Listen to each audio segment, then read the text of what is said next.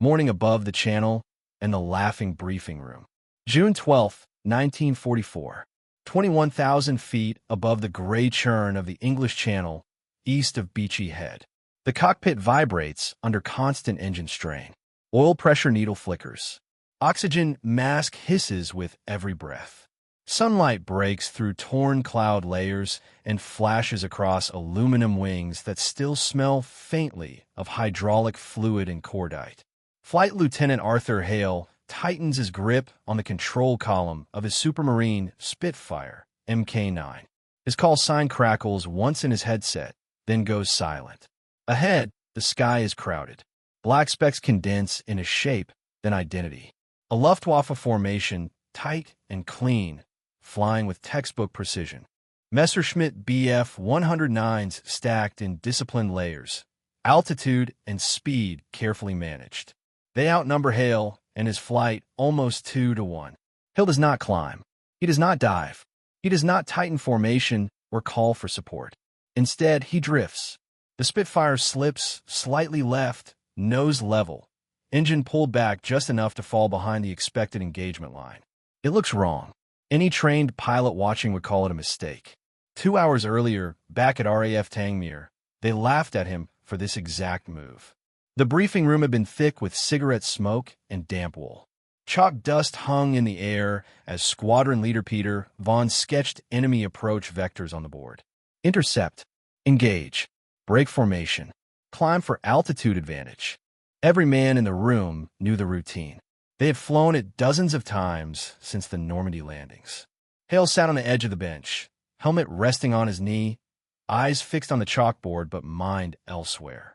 When Vaughn finished, Hale raised a hand. What if we do not turn into them? The room shifted. A few heads turned. Someone snorted.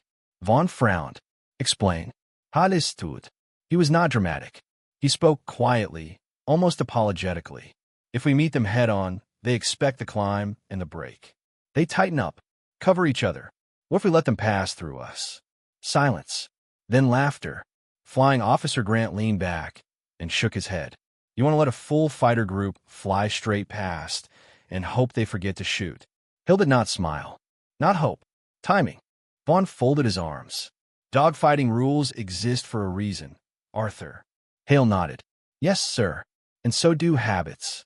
He pointed to the chalk lines. Enemy formations rely on mutual sight lines. Wingmen watch each other, not behind. They expect attacks from above or head-on. No one watches the empty space they believe is safe. Someone muttered reckless. Another said suicide. Vaughn dismissed the idea with a wave. Interesting theory. We will fly doctrine. Now, 2 hours later, Hale feels the weight of that dismissal as the German formation grows larger in his canopy. His own section follows doctrine. They begin to climb slightly, engines roaring. Hale does not follow. He drifts lower, letting speed bleed off just enough to create separation. His wingman calls out, confusion sharp in his voice. Hale does not answer. The German fighters sweep past above him, close enough now to see markings, yellow noses, the blur of spinning propellers. He can smell exhaust through the mask. He counts silently. 1, 2, 3. The formation passes. No guns fire. No one breaks. Hale pushes the throttle forward and pulls the stick back just enough to rise into the space they have abandoned. He is now inside their formation, not behind it in the usual sense, but threaded through it like a needle through fabric. For a split second, nothing happens. Then one German pilot sees him. A single Messerschmitt jerks sideways. Another corrects late. The perfect geometry collapses into hesitation. Hale fires a short burst, not at the aircraft itself, but at the space between two planes. Tracers rip through air where a wingman is about to move. The formation reacts as one organism startled at its core. Pilots brake instinctively, each trying to avoid collision, each trusting the old rule that the threat is external. But Hale is already repositioning, rolling inverted, slipping beneath the chaos he has triggered. From above, it looks impossible. One aircraft where there should be none. A Spitfire appearing where doctrine says there is no danger. And in that moment of confusion, the laughing stops. Inside the blind spot where doctrine fails. The first Messerschmitt brakes left hard, its pilot reacting on instinct rather than order. That single movement is enough. The formation unravels like thread pulled from a sleeve. Wingmen lose reference points. Spacing collapses. Altitude separation disappears. Hale is already moving again. He does not chase the aircraft that panicked. He ignores the temptation entirely. His eyes are locked on the rhythm of the group. He understands something most pilots never consider in the heat of combat. Formations breathe. They expand and contract in patterns drilled into muscle memory. He slips into one of those patterns now. Throttle back. Nose down just a fraction. The Spitfire slides under a pair of BF-109s that are tightening their turn, each pilot assuming the other has visual coverage. Neither checks below. Hale fires once. The Hispano cannons bark for less than a second. The sound is a violent tearing, brief, and controlled.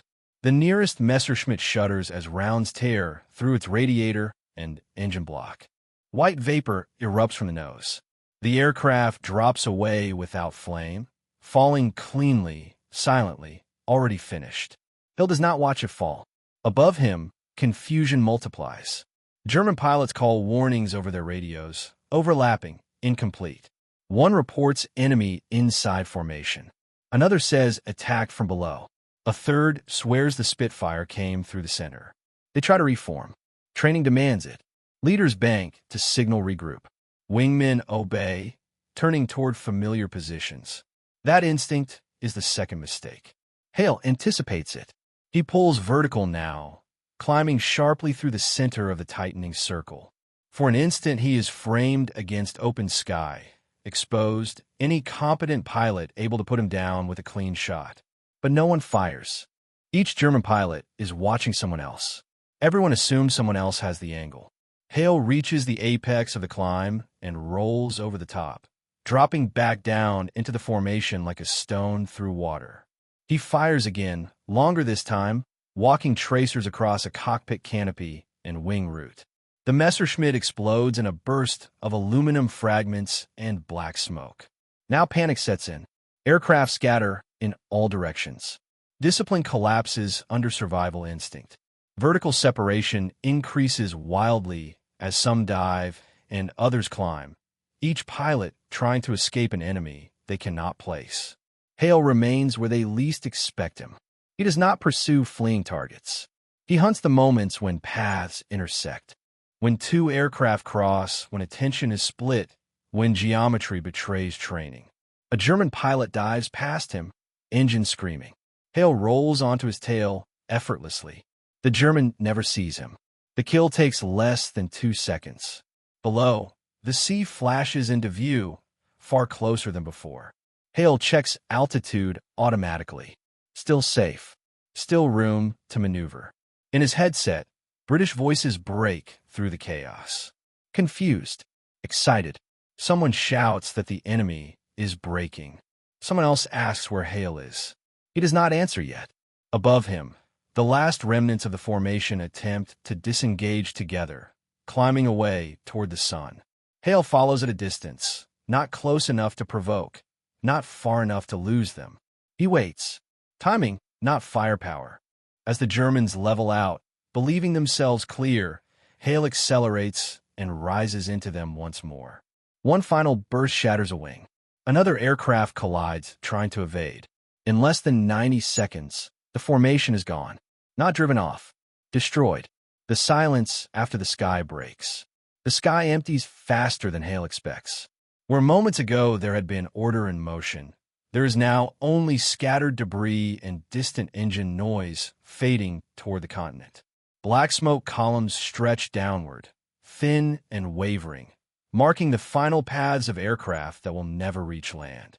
Hale levels out and finally allows himself a breath that is not measured or controlled. His hands tremble slightly on the controls. Adrenaline bleeds away, leaving cold awareness behind. He checks his instruments. Fuel is low but sufficient. Ammunition nearly gone. The Spitfire bears fresh scars along the wings and fuselage, shallow grooves where rounds pass too close. He was never hit directly. Luck played its part. It always does. The radio crackles again, clearer now. "Arthur, where the hell did you go?" Hale exhales into the microphone. "Still here." His section reforms around him cautiously, pilots glancing in all directions, as if expecting the enemy to reappear from empty air. Flying Officer Grant pulls alongside, eyes wide behind his goggles. He lifts a hand, then drops it, unsure what gesture fits what he has just witnessed. They turn back toward England together. Only after the channel comes back into view does the weight of it settle in. They count enemy losses in clipped, professional terms. Confirmed kills. Probables. The numbers do not seem real. No one argues them. Too many saw too much. Back at Tangmere, engines wind down and propellers tick as they cool. Ground crews stare openly at the returning aircraft, counting bullet holes, looking for missing planes that are not missing. Hale climbs out of the cockpit on stiff legs. Squadron leader Vaughn approaches him slowly, helmet tucked under his arm. For a moment, he says nothing. Then, quietly, "How many?" "Hale anxious." Vaughn nods once. The chalk lines from the morning briefing suddenly inadequate. In the debriefing room, the laughter does not return. Pilots crowd around the map as Hale speaks. He does not boast. He describes positions, angles, timing. He explains how formations assume threats come from outside. How mutual support becomes blindness when everyone watches the same arc of sky. Someone asks why it worked. Hale thinks before answering. Because they trusted rules more than space. Word spreads quickly, first through the squadron, then across the wing. Intelligence officers listen carefully, asking for sketches, diagrams, precise altitudes. They take notes without smiling. Within days, instructors begin referencing the engagement in training lectures. Not as doctrine, not yet, as an anomaly, but anomalies have a way of growing. Across the channel, German reports circulate with equal urgency. A formation lost without warning. Enemy fighter appeared inside defensive spacing. Pilots described the same impossible detail. The Spitfire was everywhere and nowhere. Luftwaffe analysts struggle to explain it.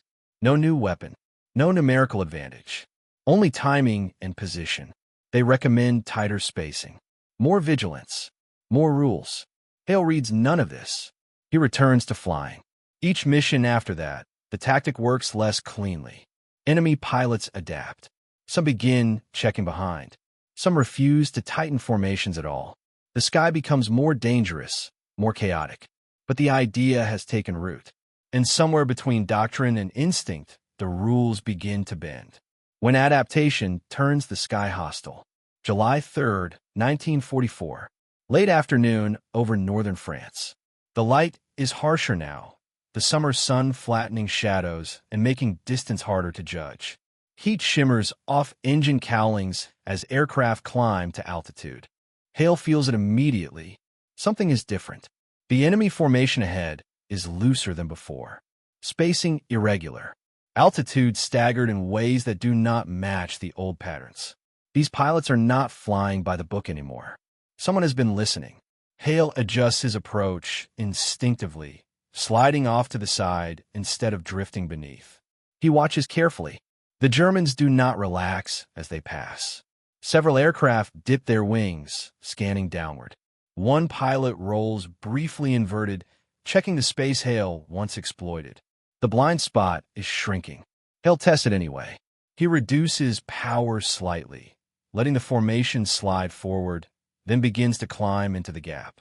Almost immediately, a Messerschmitt snaps its nose toward him. No hesitation this time. Tracers streak past his canopy. Hale brakes hard, pulling into a tight turn that presses him into the seat. The Spitfire groans, but holds. He levels out just above stall speed, then dives, speed building rapidly as the sky blurs. So, they learned. The engagement becomes something else entirely. No longer a clean unraveling, no sudden collapse. Instead, a violent, swirling melee where every pilot watches every direction, where formations exist only for seconds at a time. Hale still uses timing, still slips into moments of overlap, but the margin is razor thin now. He scores a single kill when a German pilot commits too long to a vertical chase, exposing himself below. Another engagement nearly ends badly when Hale finds two fighters already waiting where empty space should have been. He escapes by inches. Back at base, the tone has shifted again. Success has brought attention. Attention has brought countermeasures. Air Vice Marshal briefings now include Hale's name. Intelligence officers discuss enemy adaptation rates. Training commands argue over whether the tactic should be formalized or kept unofficial, used only by pilots who understand its risks. Hale listens to these discussions with growing unease. What worked once, because it was unexpected, cannot survive repetition. He knows this. Timing is only timing when the opponent moves predictably. He begins to teach something else. Not the maneuver itself, but the thinking behind it. How to read formations as living systems. How to sense when rules are being followed out of habit rather than necessity. How to recognize the moment when space becomes a weapon. Some pilots grasp it immediately. Others try to copy the move without understanding it, and nearly die doing so. By late summer, casualty lists grow longer on both sides. The sky is no longer governed by doctrine, but by improvisation. Pilots invent and discard tactics within weeks. What was laughed at in June is obsolete by August. Hale survives by changing again. He abandons the maneuver that made his reputation. Not because it no longer works, but because it works too well to remain invisible. Instead, he blends fragments of it into standard combat, using hesitation where others expect aggression, patience where others chase kills. The tactic that destroyed a formation becomes a lesson rather than a weapon. And quietly, without ceremony, it alters the way air combat is fought. The cost of changing the rules. August 18th, 1944. Dawn over the Pas-de-Calais. The air is cool and heavy, carrying the smell of wet fields and burned fuel drifting up from the ground fighting below. Hale taxis out with the rest of the squadron, prop wash kicking dust and grass into low spirals. Another escort mission. Another day of uncertainty. The radio is quiet. Too quiet. They climb steadily, sunlight cutting across canopies and turning every rivet into a spark. Hale scans constantly now. Above, below, behind. He trusts nothing.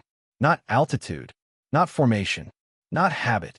Ahead, a mixed enemy group appears, fighters interwoven rather than layered.